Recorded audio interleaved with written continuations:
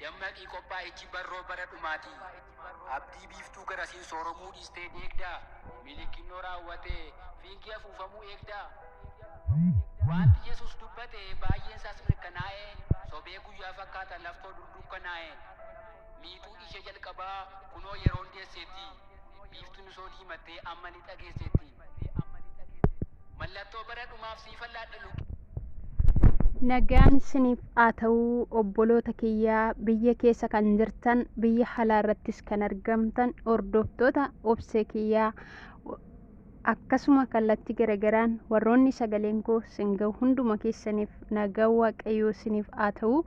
Akkam jirtu nagaa keessanii? Anis nagaa kooti waaqayyoodhaaf haa galatu nagaan qaba.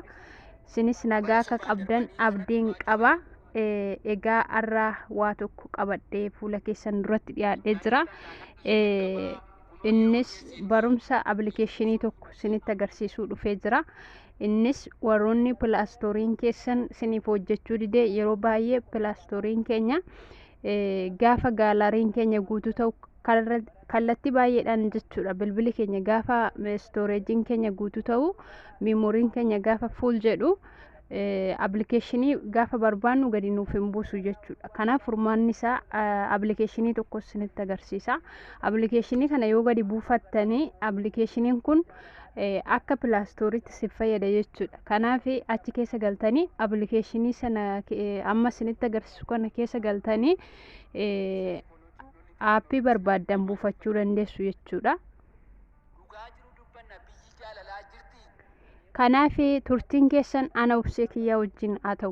Warroonni OBSEE kiyyaadhaaf maatiin ta'an immoo koottaa maatii keenyatti dabalamaa. OBSEE kiyyaa siniin jedhaa laayik sheer sabskiraayib gochuu hin dagatinaa. Kanaaf ani barumsa yeroo baay'ee gadi siniif dhiisa. Garuu sabskiraayib gochaa hin jirtanii sin komadhee jiran siniin jedhaa. Egaa turtiin keessan ana faana haa ta'u. Amma appilikeeshinii kana isinitti agarsiisa. Appilikeeshinii kana pilaastoorii keessa seenneet arganna jechuudha. Ani garuu appilikeeshinii kana instaayil godhee jira yookaan open godhee banadhee jira. Garuu akkamittiin akka buufattan appilikeeshinii kana isinitti agarsiisa jechuudha. Appilikeeshinichi kunuunsa kanadha jechuudha. Isinitti agarsiisa jechuudha.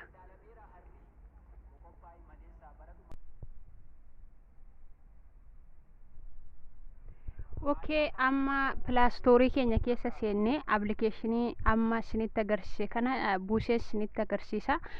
Kanaaf immoo keessi appilikeeshinii kana maal akka fakkaatu wal wajjin ilaalla jechuudha. Amma appilikeeshinii kana buufachuudhaaf wantoonni nu barbaachisu pilaastoorii keenya keessa galle appilikeeshinii kana maqaasaa itti barreessine abdeet gochuu bichaadha jechuudha.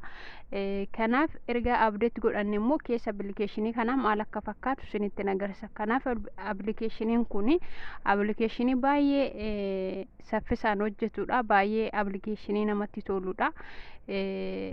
Bakka pilaastoorii keenyaa bu'ee akka pilaastoorii keenyaatti nuuf hojjeta jechuudha. Appilikeeshinoota barbaannu appilikeeshinii amma isinitti agarsiisu kana keessa yoo galle akkuma pilaastoorii keessa gallee googilii mana intarneetaa keessa gallee appilikeeshinii baay'ee instaayil gochuu dandeenya jechuudha.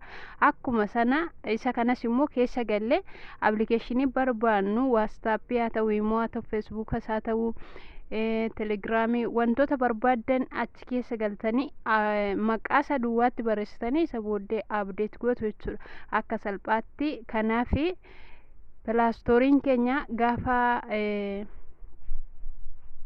pilaastoriin keenya gaafa meemoriin keenya guutuu ta'u yeroo baay'ee appilikeeshinii gadi nuuf hin buusu, nu rakkisa jechuudha.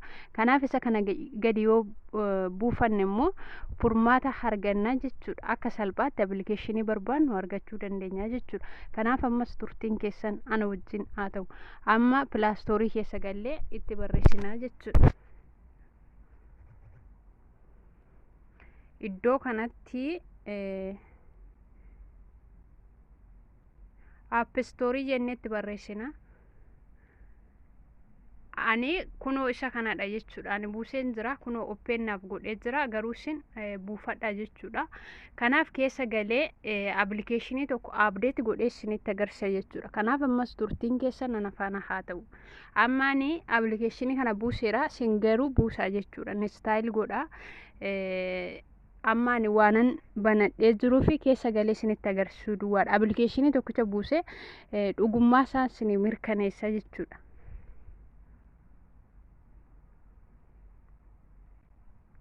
Open jedheen gala.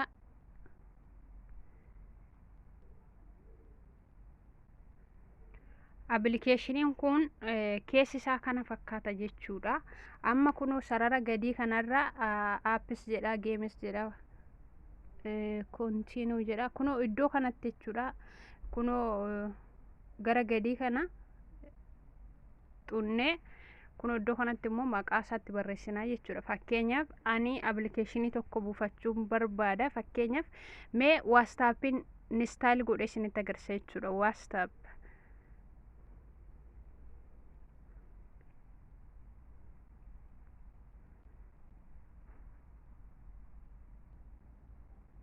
beeksisi gaafa nutti dhufu cancel goonee duuba deebina. Amma fakkeenyaaf WhatsApp bizinesii kanan buusa. WhatsApp tokkicha kana keessaa filadhee buuseetu isinitti agarsiisa jechuudha. Okay, amma ani WhatsApp messenger isa jedhu kana dura qaban ture.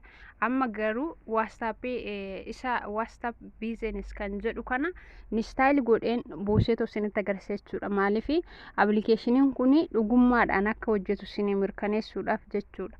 Kanaaf amma wanti nu barbaachisu install gochuu duwwaadha jechuudha. Amma ani installing godhaa jechuudha. Akka kanatti na baasee jira. Isa booda applicationii kana bifa kanaan install godhaa jechuudha. Amma barbaadaa jira, daqiiqaa muraasa gidduutti buusaa jechuudha. Applicationin kuni applicationii baay'ee saffisaan hojjetudha. Kunoo akkuma argitanii xumuruu ga'ee jira. Walakkeesseera amma tokko yeroo gabaabaa keessatti hin buusaa open godhaa jechuudha. Applicationii baay'ee saffisaan hojjetudha. Kanaaf amma inni nu buusee xumurutti ni eegganna. Bara namni amma wal argee nama marge immoo dhabu. Baratti ol adeemaan wallaalaan kichuu cabu. Akka ishees wallaalamtee abbiin addunyaas ku'aa. Ganamas galgalasoo kan dhaga'amu du'a.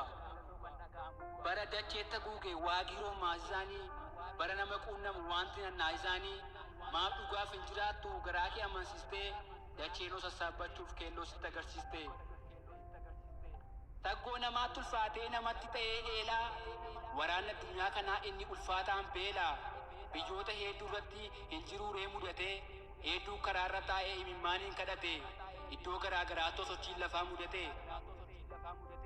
Kiristaanonni dhugaan bara dhumaan jibbamu.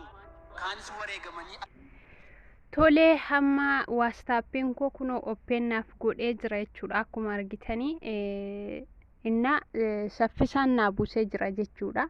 Fakkeenyaaf amma pilaastorii keessa gaafa gallee applicationin illee nu jalaa baay'atu dafee nuun buu jechuudha. Amma applicationii biraa sana irraa dallannee kan biraa immoo bakka buufnutti tolee jedhee nuuf hin hojjetu jechuudha. Kanaaf applicationin amma app story amma isinitti agarsiise kana yoo buufattanii saffisaan siniif hojjeta. Waan tokko sinin gaafatu install bichaa gootanii isa booda applicationii sana keessa galtanii WhatsAppis barbaadan, Imoos barbaadan, wantoota barbaadan sana bicha install gochuu bicha sin gaafata malee fakkeenyaaf paaspoortii lakkoofsa waan inni sin gaafatu tokko hin qabu jechuudha.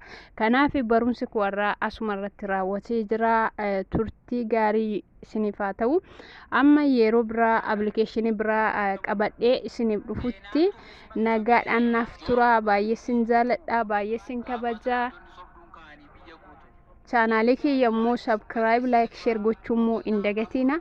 Yeroo gaarii qabaadha. Ammeenya jirichi qabatee dhiyaatus waan tokko barraa.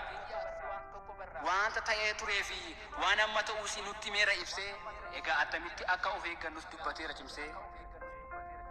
Ilaamee yaa fira koo warra fuudhaan dubbanna jedhu hundaan amanini argee masitti dhufeef laphee kee hin banini mudannoo baay'ee ture yeroo darbe kaleessa hafuura qulqulluutiin qorii ilaali maleessa ragoolee qabatamoo agartan dhageessanii isin sobuu Tamittiin anirraa madda orma baay'ee na biraa qabda wajjin hin baane.